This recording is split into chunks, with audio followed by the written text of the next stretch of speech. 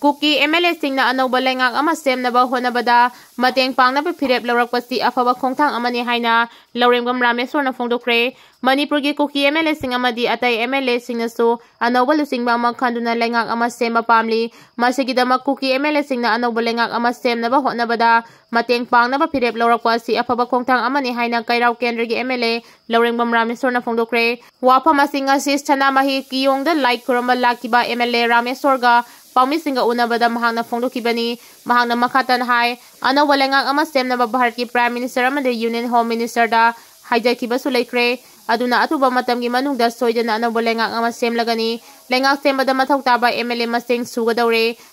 senior MLA kharasu haudik wari sanana baloire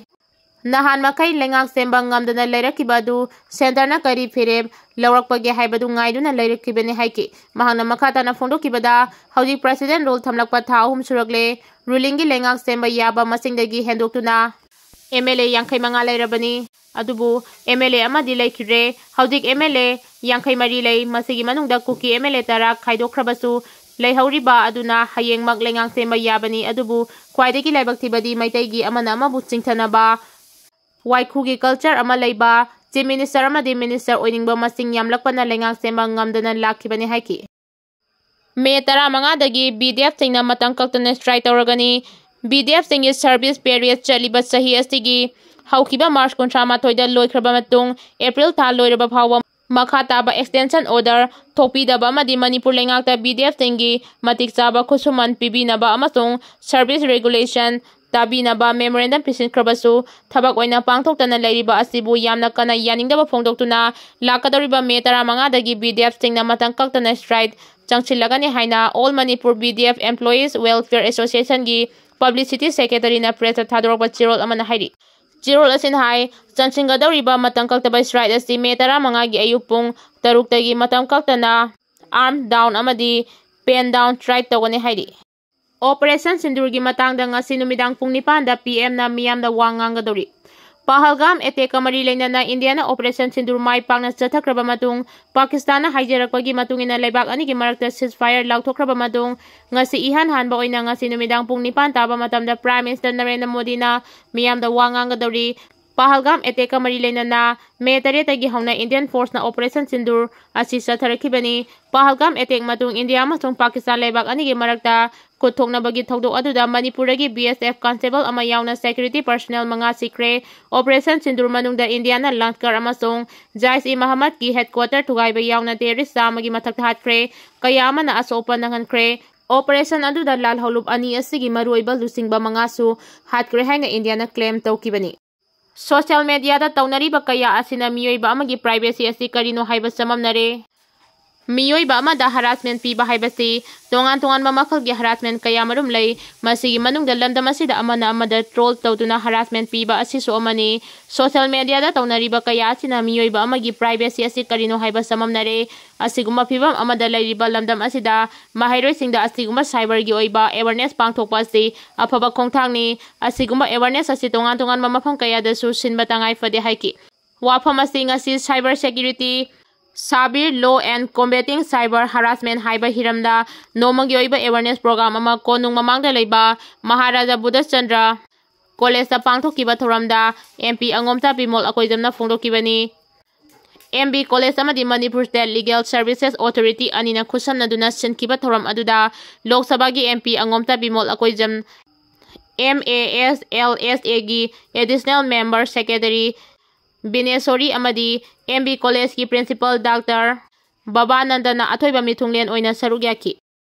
Bosem na lauba ISSLT exam gi fal laukthokre sahi asigi oina apunma mahairoi chada maudrama thoiga sumna kunthanipan pass tawkre.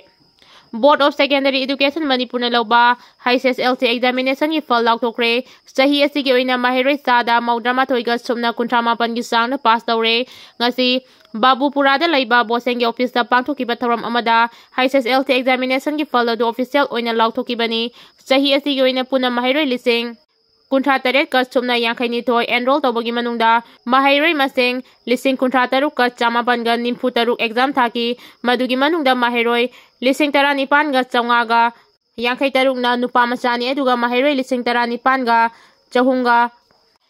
marfu-8 na nupi macani. Madugi manungda mahiroi 19,900 53 na nupi macani aduga mahiroi 19,900 marfu-8 na nupa macani punna mahiroi 13,990 thabagi manungda chada Maudrama Toiga Sumna Kuntrama Pangisanga Mahiroi, Lissing Kuntrahumdoi, Charter Kayankai pass toki. Exam Asida, Government School Yoina Sada, Marfuni Toy Sumna Kuntrani Toy, Exam Ended School, Government Aided School Yoina Sada, Maudrama Toiga Sumna Kuntrani Pan Aduga Private School Yoina Sada, Maudrama Riga, Sumna Tara Mangagi Sang the pass toki. Exam Asida Sandel District na Mahiri Sada Sama pass Duna Kwaidiki Wangna. Pass over district oide Bisnupur district na sada Maudra taruka sumna Humputaret aduka Kaksing district na Mahire sada Maudra mga sumna Yankai nitoy sang na pass tawki Mamangi matam da bosem na loba High SSLT exam da position holder amasong division na singbagi system layran kibadu National Education Policy lisingani kungi anawa system asigi line da certificate kam grade system da grade amasong grade point system da oina board ki oina mamang sahigi April kunda laukiba ware ki matungina sahi asigi oina su parikya sida position amasong division system yaudre parikya sida mai paglaba mahiri singi original certificate kam grade system oina issue tawragani school gi authorized official chingna May 19 dagi board ta laglaga candidate sing adugi certificate kam grade system collect tawraba yagani Athubada state asida santi hanjilaglagani haiba thajabale haina joy kisana phongdokre state sida matam sangna tangdu leita daba lairaklaga chu haudik santi gi lambida hanjilakwa haure mapung phana santi hanjilaglagani thajaba mangki basi hanjilaglabadi nungsinaba puraktuna santi mapung phana hanjilakwa ngamlagani haina thangmaiban kendra gi MLA kumuk cham joy kisana ngasi thangmaiban khuyathongda money guns moment ki anoba Retail outlet ama hangdokpagi thauramga mari leinana mahangna phongdokre mahangna makhatana haikibada Manipur governor amasung central government state asida athubada santi hanjilakna ba honari haudik maru oribadi thokiba irang achina maram oiraga amana amaga thajanaba manghankiba asi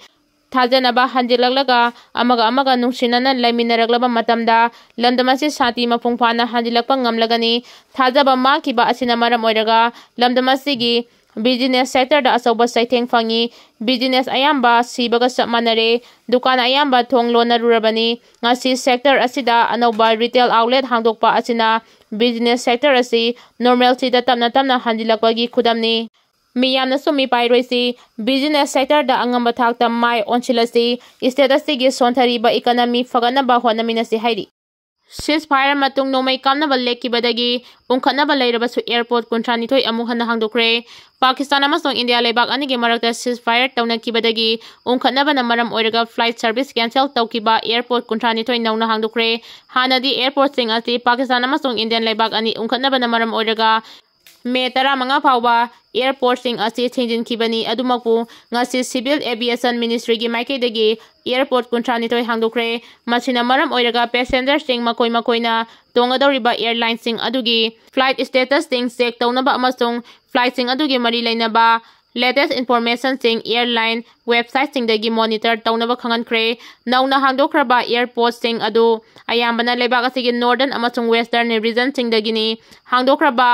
airport sing adugi manungda Ambala, Amritsar, Adampur, Jammu amasung Srinagar yauri. Amaromda India amasung Pakistan lebak anigi marakta ceasefire tawnakraba matung hauzik phawbagi oina makhal amatagi nomai kamnaba amasung missile attack na singba chathabagi paw leite ceasefire na maram oiraga hauzik phawbagi oina santi leiri haukiba nomaijing amasung ningthaukaba numitki numidangda union territory asida kariguma thodok amata thokibagi paw leite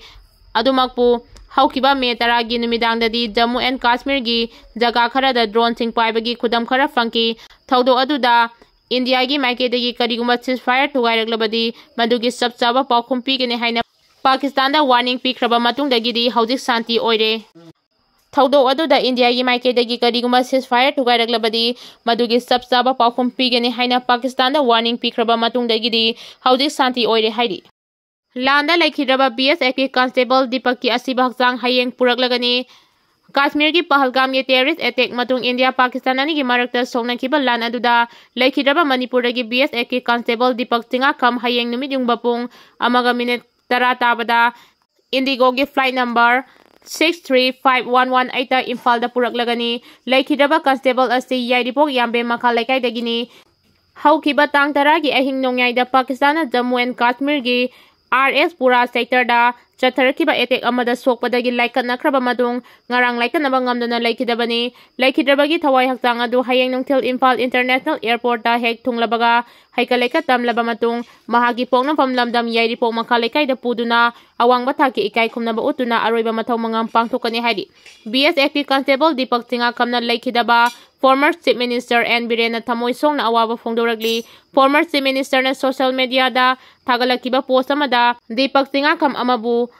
RS Pura sector da masagi mathau pangthoklingai da sokpadagi laikanaba ngamdana laikhidabani mahang Manipur imagi asangba party ni mahangna Manipur gi maitai ama oina lebak asigidamak kathokiba amasung miyam ngak senaba honabada laukiba thodangching adu pangomdana leihoragani mahaki mathawna maringdel adu awangba thakta ikai khumnaba utli laikhidaba Deepaki imung manungna thengnariba awabak khudingmaktasu sarug yabaga loinana pangba yaba mateng khudingmak pangani haina phongdoragli Singdamai Kendragi MLA Khemchan Congress MLA Mega Chandranasu Deepak laikhidabada awaba phongdoragli